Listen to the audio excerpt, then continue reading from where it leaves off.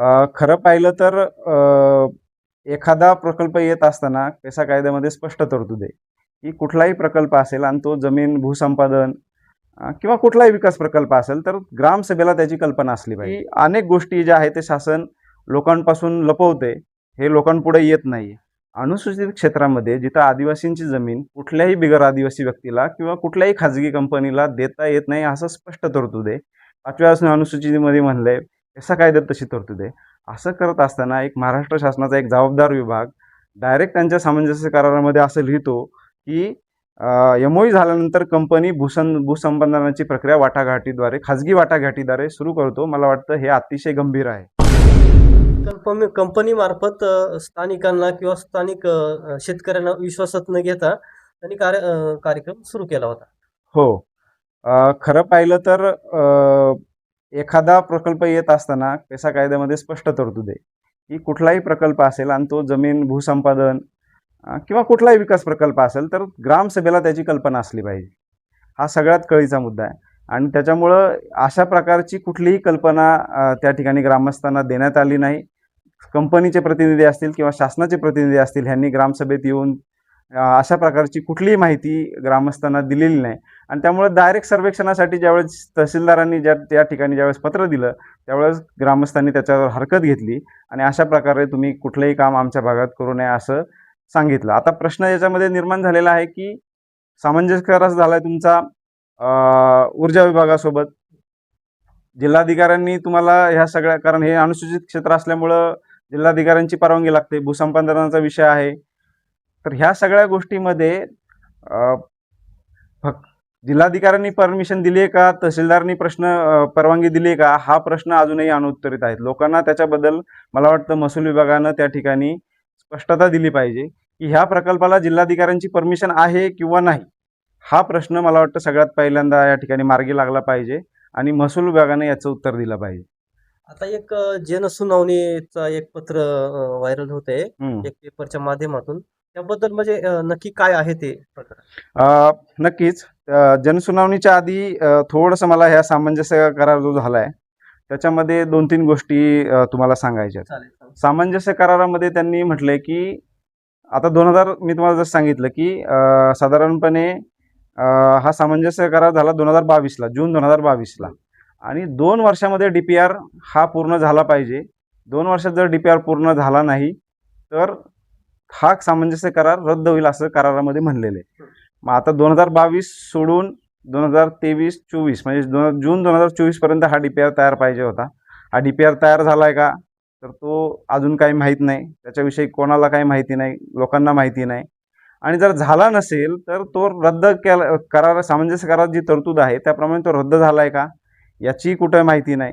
त्याच्यामुळे ह्या अशा गोष्टी, अनेक गोष्टी ज्या आहेत ते शासन लोकांपासून लपवते, हे लोकांपुढे येत नाही.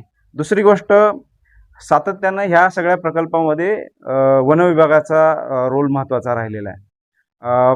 वन विभागाच्या 60 हेक्टर क्षेत्र या प्रोजेक्टसाठी दिलं जाणार आहे आणि त्यामध्ये मग वन विभागानं ह्या सगळ्या प्रक्रियेमध्ये लोकांना विश्वासात न घेता स्थानिक ज्या समित्या आहेत म्हणजे संयुक्त वन व्यवस्थापन समिती असेल या सगळ्यांना विश्वासात घेतलंय का ही सगळी प्रक्रिया. कारण त्यांचं डिमार्केशन करणं, 60 हेक्टर द्यायचं तर कुठलं द्यायचं हे तर मोजून तर द्यावं लागेल ना वन विभागाला. त्याशिवाय कंपनी तर निश्चित करू शकत नाही ना. तर हे सगळं जर मग लोकांच्या परस्पर चाललं असेल तर सगळेच विभाग मला वाटतं लोकांपासून लपालपी करतात. मग त्यात महसूल विभाग आहे, वन विभाग आहे, त्यानंतर जलसंपदा विभाग आहे. या सगळ्या विभागांशी हा प्रश्न निगडीत असल्यामुळं ही माहिती लोकांपर्यंत येत नाही. दुसरी गोष्ट की हा सामंजस्य करार झाल्यानंतर ह्या सामंजस्य करारामध्ये असं म्हटलं, म्हणजे पेसा क्षेत्राच्या बाबतीमध्ये असून सुद्धा मला आश्चर्य वाटलं की त्यांनी असं म्हणलंय की हा सामंजस्य करार झाल्यानंतर कंपनी ताबडतोब शब्द असा वापरलाय की खाजगी वाटाघाटीद्वारे तुम्ही भूसंपादन करू शकता. अनुसूचित क्षेत्रामध्ये जिथं आदिवासींची जमीन कुठल्याही बिगर आदिवासी व्यक्तीला किंवा कुठल्याही खाजगी कंपनीला देता येत नाही असं स्पष्ट तरतूद आहे. 5व्या अनुसूचीमध्ये म्हणलंय, पेसा कायद्यात तशी तरतूद आहे. असं करत असताना एक महाराष्ट्र शासनाचा एक जबाबदार विभाग डायरेक्ट त्यांच्या सामंजस्य करारामध्ये असं लिहितो की MOU झाल्यानंतर कंपनी भूसंपादनाची प्रक्रिया वाटाघाटीद्वारे, खाजगी वाटाघाटीद्वारे सुरू करतो. मला वाटतं हे अतिशय गंभीर आहे. दुसरा मुद्दा की ह्या सगळ्या प्रक्रियेमध्ये हे पेसा क्षेत्र असल्यामुळं, अनुसूचित क्षेत्र असल्यामुळे वेगवेगळ्या विभागांच्या मंजुऱ्या त्याला लागणार आहेत. मग तुम्ही ग्रामसभांची तुम्हाला त्या ठिकाणी परवानगी लागणार आहे, तुम्हाला जिल्हाधिकाऱ्यांची परवानगी लागणार आहे, तुम्हाला वन विभागाची परवानगी लागणार आहे, तुम्हाला वन हक्क कायद्याच्या संदर्भात जे वेगवेगळे वन्यजीव महामंडळ असतील किंवा वन्यजीवांच्या संदर्भात जे जे शासनाचे विभाग आहेत त्या सगळ्यांच्या परवानग्या लागणार आहेत. मग त्या तुम्ही घेतल्यात का नाही, या संदर्भात कुठलीही माहिती, कुठलेही रिपोर्ट हे लोकांना पाहायला उपलब्ध नाहीत. आणि त्याच्यामुळे हे अतिशय गौड बंगाल आहे की हा जो प्रकल्प होतोय हा अतिशय छुप्या रीतीनं होतोय, लोकांना कुठली माहिती दिली जात नाही, लादला जातोय. दुसरी गोष्ट, या सगळ्या प्रक्रियेमध्ये पाण्याचा मुख्य प्रश्न आहे, कारण हे पाण्यावरती चालणारं प्रकल्प आहे. म्हणजे तुमची वीज जी होणार ती पाण्यावर तयार होणार आहे. त्यामुळं जलसंपदा विभागाची तुम्हाला परमिशन लागते की पाणी तुम्ही कुठलं वापरणार आहे. आता तुम्हाला जर माहीत असेल की कुकडी जो प्रकल्प आहे, कुकडी प्रकल्पामध्ये मुळात पाणी शिल्लक नाही. म्हणजे तुम्हाला जर तुम्ही माणिकडोहच्या परिसरामध्ये राहता, तुम्हाला माहिती माणिकडोह धरणच कधीतरी 10 वर्षातून 8 वर्षातून एकदा ज्यावेळेस चांगला पाऊस होतो त्यावेळेस ते भरतं. त्यामुळं माणिकडोह धरणाचं पाणलोट जे आहे हे ते धरण भरण्यासाठी सफिशियंट नाही आहे. असं असताना त्या भागामध्ये हा बंधारा बांधण्यात येतोय आणि ते पाणी त्या ठिकाणी अडवलं जाणार आहे. मग आता ह्यांनी काय केलं की ज्यावेळेस हा प्रश्न उठला की ह्या पाण्याला बाबा, उदाहरणार्थ तुम्हाला सांगतो, कोपरे मांडवेमध्ये तुम्हाला आठवते पिण्याच्या पाण्यासाठी MI टँक व्हावा अशी मागणी मागच्या काळात उठली होती. पण कोपरे मांडवे हे कुकडी खोऱ्यात असल्यामुळं आणि तिथं पाणी शिल्लक नसल्यामुळं पिण्याच्या पाण्यासाठी सुद्धा जलसंपदा विभागाने त्यावेळेला परमिशन दिलेल्या नाही. असं असताना मग ह्या प्रकल्पासाठी ती अडचण होती. मग त्यांनी काय केलं की खाली काळू, म्हणजे कोकणातली जी काळू नदी किंवा म्हणजे आपल्या माळशेज घाटातून नदीचा उगम होतो, त्या नदीवरची त्यांनी जलसंपदा विभागाची परमिशन घेतली आहे आणि तिथून 4 किलोमीटरवरून पाणी उचलून ते खालच्या बंधाऱ्यात उचलणार आहेत आणि तिथून ते पाणी असं त्यांनी कागदोपत्री दाखवले. पण माझा आक्षेप तिथंच आहे की ज्यावेळेस तुम्ही आडोशीचा जो ओढा आहे ज्याच्यावरती तुम्ही धरण बांधताय, ते पाणी तुम्ही ज्यावेळेस बंधाऱ्यात येणार आहे ते पाणी तुम्ही धरणात किती सोडणार आणि खाली तुमच्या वीज निर्मितीसाठी किती वापरणार, याचा कंट्रोल कोण ठेवणार.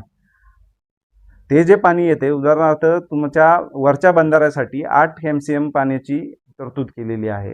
ह्या 8 MCM पाण्यामध्ये जर फक्त 8 MCM पाणी जर तुम्ही गृहीत धरलं तर साधारण 3 ते 4 हजार हेक्टर माणिकडोहच्या खाली जी गावं आहेत किंवा जे खालचं जे येडगावपासून खाली जी गावं आहेत त्या सगळ्या गावांना जी सिंचनाची सुविधा केलेली आहे त्याच्यामध्ये दरवर्षी 4,000, किमान 4,000, कारण 8 MCM पाणी हे एकदा धरण भरलं तर तुमचं होतं. ते धरण वीज निर्मितीसाठी खाली पाणी सोडलं आणि ते पाणी खालच्या बंधाऱ्यातून नदीमध्ये सोडून दिलं तर हे पाणी वाढणार आहे. कदाचित ते अर्धा TMC लागेल, 1 TMC लागू शकतं. पण ह्याचं कशा पद्धतीने संनियंत्रण करणार आहे याची कुठलीही माहिती कोणाला नाही. दुसरी गोष्ट, ज्यावेळेस तुम्ही खालच्या ह्याची परमिशन देताय, तुम्हाला जलसंपदा विभागाची खोरी आहेत. आता ज्यावेळेस नाणेघाटाचा खालचा जो भाग आहे हा कोकण खोऱ्याचा भाग आहे आणि नाणेघाटाचा जो भाग आहे हा कृष्णा खोऱ्याचा भाग आहे. ज्यावेळेस तुम्ही खालच्या एखाद्या खोऱ्याची परमिशन देऊन ते पाणी वर उचलता, वरच्या खोऱ्यात आणता, ह्या सगळ्या गोष्टीला तांत्रिक बाबी अनेक त्याच्यामध्ये चौकशीसारख्या आहेत. आंतरखोरे, एका खोऱ्यातलं पाणी तुम्ही दुसऱ्या खोऱ्यात आणताय, तर ह्या सगळ्या गोष्टी टेक्निकल अतिशय महत्त्वाच्या आहेत. त्याच्याविषयी तज्ज्ञांची आपल्याला मदत घ्यावी लागेल. हे करतायत, हे योग्य करतायत का? तर अशा प्रकारचे अनेक क्लिष्ट गुंतागुंतीचे प्रश्न ह्या सामंजस्य करारातून पुढे आलेले आहेत. आपण सांगितल्याप्रमाणे कुठल्याही विभागाची परवानगी घेतली किंवा नाही ह्याबाबत अजून स्पष्टता नाहीये प्रकल्पाकडून. थोडक्यात आता जे महाराष्ट्र प्रदूषण मंडळाकडून एक पत्र निर्गमित केलेलं आहे किंवा प्रसिद्धी दिलेली आहे, त्याबाबत काय सांगाल? खरं तर ही सगळी प्रक्रिया सुरू होण्याआधी सगळ्यात महत्त्वाचा प्रश्न आहे की ग्रामसभांना तुम्ही विश्वासात घ्यायला पाहिजे होतं. एसान क्षेत्रामध्ये ग्रामसभा ह्या सर्वोच्च आहेत आणि कायदेशीर तरतूद असताना पेसा कायद्याची जर तुम्ही तरतूद वाचली, पेसा कायद्यामध्ये म्हणलंय की अनुसूचित क्षेत्राच्या अधिकारांना बाधा येईल असा कायदा इथून मागं असेल तर तो रद्द होईल किंवा त्याच्या अनुषंगाने तुम्हाला बदल करावे लागतील कुणाला पेसा क्षेत्राच्या अनुरूप, किंवा नवीन जर कायदा बनवायचा असेल तर ह्या तरतुदींचा त्याच्यामध्ये समावेश असला पाहिजे. अशा प्रकारचा कायदा पेसा कायद्यामध्ये स्पष्ट तरतूद आहेत. असा असताना सुद्धा शासन गंभीरपणे याचा न विचार करता अशा प्रकारची जनसुनवाई लावते. बरं ठीक आहे, लावण्यापूर्वी तुम्ही जे ह्याच्या सगळ्या गोष्टीची तुमच्या ग्रामसभेने तुम्हाला जिल्हाधिकाऱ्यांना निवेदनं दिलेली आहेत, संघटनांनी तुम्हाला निवेदन दिलेत, त्याचं कुठल्याही प्रकारचं तुम्ही उत्तर दिलेलं नाही. त्याच्यामुळे माझं स्पष्ट मत आहे की ही सुनावणी ही बेकायदा आहे. ग्रामसभेच्या परवानगीने रद्द होऊ शकते. ग्रामसभेच्या परमिशनने नाही, परंतु मला असं वाटतं की आपल्याला सगळ्यांना आपले जे स्थानिक जे बाधित आहेत आणि आजूबाजूची जी काही गावं ह्या सगळ्या गोष्टीने प्रभावित होणारी आहेत, या सगळ्या गावांनी मिळून या ठिकाणी जिल्हाधिकारी आणि प्रदूषण महामंडळाला स्पष्ट सांगितलं पाहिजे की याविषयी सर्वे तुम्ही कसे केलेत, काय प्रकल्प आहेत, कुठल्या कुठल्या विभागाच्या परमिशन आहेत, काय एकंदरीत तुमचे भूसंपादनाचं काय प्रक्रिया असणार आहे, ह्या सगळ्या गोष्टी तुम्ही जोपर्यंत लोकांशी चर्चा करत नाहीत आणि ग्रामसभा ह्या सगळ्या गोष्टींना तयार होत नाही तोपर्यंत तुम्ही कुठलाही प्रकल्प असा रेटून नेऊ शकत नाही.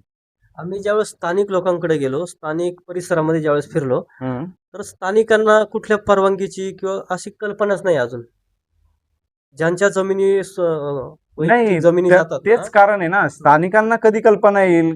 आता ज्यावेळेस आमच्यासारखा कार्यकर्ता ज्यावेळेस हे सगळे रिपोर्ट जाऊन त्यांच्या वेबसाईटवर वाचतो किंवा कुठून तरी आम्ही मिळवतो आणि काही ज्या गोष्टी आहेत ज्या आम्हाला कळत नाही त्या आम्ही त्या तज्ज्ञांना विचारून त्या आम्ही क्लिअर करतो, त्यावेळेस आम्हाला कुठंतरी ह्या गोष्टींची कल्पना येते. तर ते सर्वसामान्य नागरिक आहेत, त्यांना ह्या सगळ्या गोष्टीची कल्पना असणं शक्यच नाही. त्यामुळं शासनाची ही जबाबदारी होती की त्यांना हा सगळा प्रकल्प नीट समजून सांगणं आणि त्याच्यामध्ये त्यांच्या जमीन संपादनाचा प्रश्न असल्यामुळं, कारण आदिवासींची जमीन ही कुठल्याही खाजगी प्रोजेक्टला देता येत नाही. ह्याच्यामध्ये जर तुम्ही सुप्रीम कोर्टाचे जजमेंट जर बघितले तर समता जजमेंट असेल किंवा नियमगिरीची केस असेल, या सगळ्यामध्ये अशा प्रकारे जे या अगोदर भारतामध्ये जे प्रयत्न झालेले आहेत दडपशाहीनं जमीन संपादनाचा ज्या ठिकाणी प्रयत्न झालेला आहे ते सर्वोच्च न्यायालयानं त्या ठिकाणी त्याच्या विरोधात निकाल दिलेले आहेत. आणि असं असताना सुद्धा अशा प्रकारे चुकीचा पायंडा पाडणं मला वाटतं हे चुकीचं आहे. दुसरी गोष्ट की अशा प्रकारचा जर एक प्रघात पडणं, म्हणजे आपण म्हणतो ना की म्हातारी मेल्याचं दुःख नाही पण काळ सोकावला नाही पाहिजे. जर अशा प्रकारे जर एखाद्या खाजगी प्रकल्पाला जर लोकांच्या जमिनी काढून देण्यासाठी अनुसूचित क्षेत्रातल्या जमिनी कायदा डावलून जर जमीन द्यायची जर प्रघात पाडला तर तो अतिशय चुकीचा आहे. उद्या आडोशी आज फक्त एक उदाहरण आहे, पण अशा प्रकारचे अनेक कंपन्या ह्या भागामध्ये वेगवेगळ्या पवनचक्की प्रकल्प असतील किंवा सोलारचे प्रोजेक्ट असतील, अशा वेगवेगळ्या निमित्ताने या ठिकाणी येतील आणि आपल्या जमिनी त्या ठिकाणी त्या अशा दडपशाहीच्या प्रकाराने त्या आपल्याकडून काढून घेतील.